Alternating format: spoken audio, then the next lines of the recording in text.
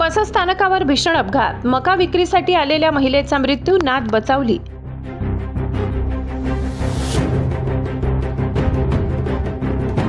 नवापूर बसस्थानक परिसरात घडलेल्या भीषण अपघातात मका विक्रीसाठी आलेल्या महिलेचा दुर्दैवी मृत्यू झाला असून तिची नात थोडक्यात बचावली आहे।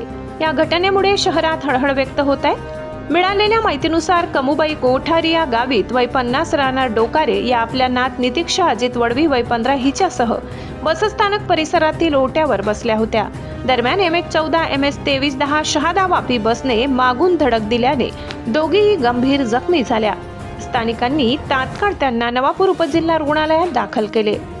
वैद्यकीय अधिकारी रेचल शिवाजी वडवी यांनी त्यांच्यावर उपचार केले, मात्र उपचारादरम्यान कमुबाई गावी त्यांचा मृत्यू झाला। नात नितीक्षा वडवी हिला किरकोळ दुखापत झाली असून तिच्यावर उपचार सुरू आहेत। घटनेची माहिती मिळताच नवापूर पोलीस ठाण्याचे उपनिरीक्षक अभिजित अहिरे, पोलीस हवालदार नरेंद्र गुरव यांनी घटनास्थळी भेट देत पंचनामा केला।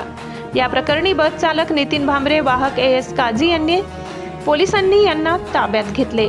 घटनेबाबत मयत महिलेचे जावई शैलेश वसावे यांनी नवापूर पोलीस ठाण्यात फिर्याद दाखल केली असून पुढील तपास सुरू आहे।